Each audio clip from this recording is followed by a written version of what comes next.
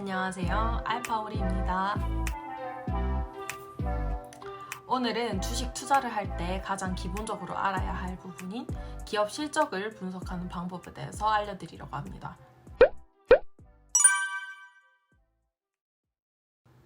기업 실적 분석을 하는 방법은 여러 가지가 있겠지만 보편적으로 매출액과 영업이익, 당기순이익 이렇게 세 가지를 가장 많이 보는 편인데요.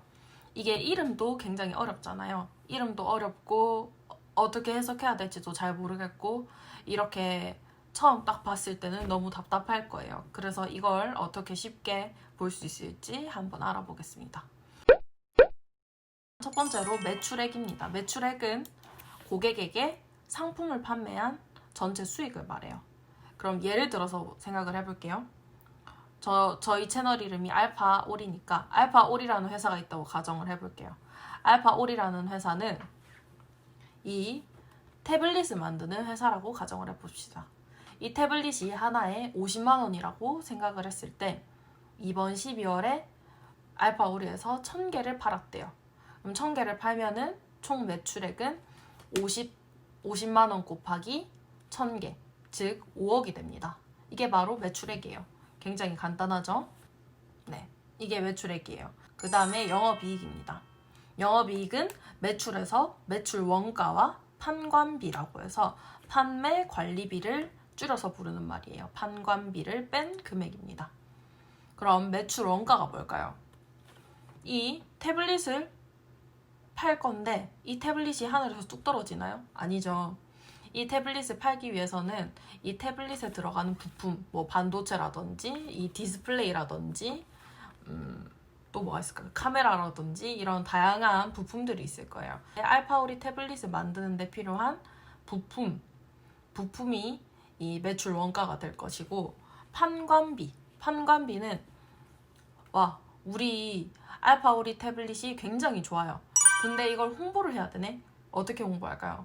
유튜브로 홍보할 수도 있고 뭐 직원들이 세미나를 가가지고 출장을 가서 막 홍보를 할 수도 있을 것이고 뭐 다양한 경로로 홍보를 하겠죠. 직원들 월급도 주겠고 이 모든 비용이 바로 판매 관리비라고 합니다. 판관비라고 하죠.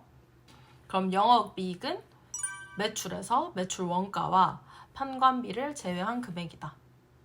그럼 이 영업이익이 좋다는 말이 무슨 말일까요?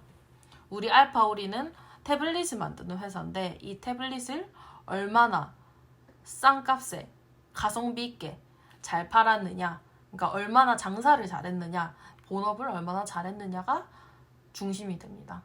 그래서 이 영업이익률이 10% 정도 되면은 굉장히 운영을 잘했다고 평가받기도 합니다. 자, 그 다음에 당기순이익인데요. 이름도 어렵죠. 당기순이익. 근데 순이익이라고 생각해주면 됩니다. 사업을 운영할 때는 그냥 이걸 팔기만 해서 잘 되는 게 아니잖아요. 이걸 팔기만 해서 잘 되는 게 아니라 뭐 내가 빚이 있었다 하면은 빚을 갚는 이자를 내야 될 수도 있을 것이고 뭐 알파오리가 예전 쭉 장사를 너무 잘해서 빌딩을 산 거예요. 빌딩을 사서 우리 알파오리라는 회사에 빌딩이 있어요. 그럼 빌딩이 있으면 막 월세를 1000만 원씩 받아. 그럼 이런 것도 수익이 될 수도 있고 그럼 이것도 다 알파오리의 수익으로 잡히잖아요. 이렇게 당기순이익은 영업이익에서 영업 외 수익, 뭐 월세 같은 거 영업 외 수익과 영업 외 손실을 다 계산한 것입니다.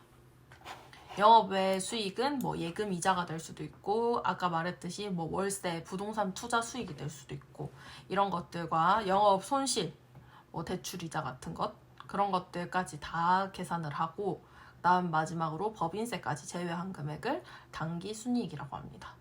그러면 이때 알아야 될 게 우리 회사가 영업이익은 되게 좋은데 당기순이익은 낮을 수 있어요. 왜?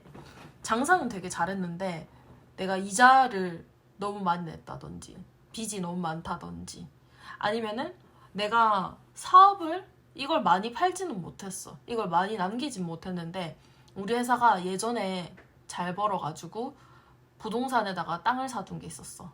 아니면은 다른 기타 뭐 월세를 계속 받는다든지 이런 영업 외의 수익이 있다면 또 순이익이 좋을 수 있겠죠. 이렇게 회사가 운영을 잘했다. 본 사업을 운영을 잘했다라고 평가받는 것은 영업이익이고, 그 다음에 그 외로 영업은 잘했지만 단기 순이익을 봤을 때 뭐 영업의 손실이 커서 순이익은 그렇게 많지 않을 수도 있다. 이렇게 생각해 주시면 되겠습니다. 자, 그러면 매출과 영업이익과 단기 순이익이 뭔지는 다 아실 것 같은데, 이것을 막상 사업 보고서에서 딱 받아봤을 때, 재무제표에서 딱 봤을 때 이거 어떻게 해석해? 라고 할 수도 있을 것 같아요. 왜냐면 표로만 돼 있단 말이에요. 이런 것들을 어떻게 해석할 수 있을지 예시를 한번 통해서 알아보도록 하겠습니다. 이번에는 제가 삼성전자를 예시를 들어서 한번 설명을 해드리려고 해요. 이 다트라는 공시 사이트에서 볼 수 있는데, 저는 그 공시 사이트에서 분기보고서, 반기보고서, 사업계획서 이런 보고서에 가면은 재무제표를 볼 수 있어요. 근데 그 재무제표가 굉장히 복잡해요. 복잡하게 생겼기 때문에 저는 알파스퀘어의 재무 정보를 보는 편이에요. 그걸 다 정리해 둔 게 이거거든요. 그 정보와 똑같은 정보를 제공하고 있고, 그 다음에 저는 연간보다는 분기 위주로 보는 편이에요. 분기 위주로 어떻게 얼마나 바뀌고 있는지 그런 추세들을 보는 편입니다. 그럼 바로 볼까요? 매출액은 어떻게 되고 있나요? 지금 이렇게 단위가 억이라는 거 알 수 있고 점점 증가하는 것도 알 수 있네요. 아까 말했듯이 영업이익은 매출에서 매출 원가와 판관비를 제외한 금액이기 때문에 영업이익이 높다는 것이 장사를 잘했다는 것이라고 했잖아요. 그래서 영업이익 역시 점점 증가하는 모습을 볼 수 있어요.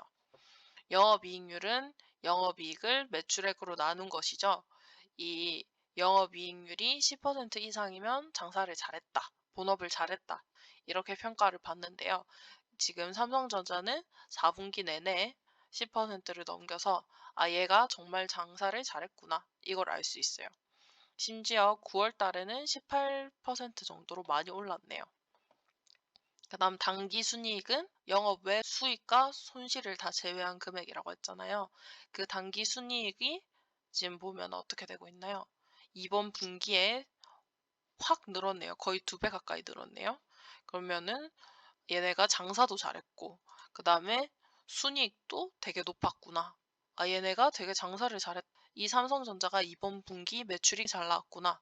이렇게 얘기를 할 수 있게 되겠죠. 근데 이렇게 숫자로만 보니까 확실히 이 차이가 얼마나 나는지 보기가 어렵지 않나요?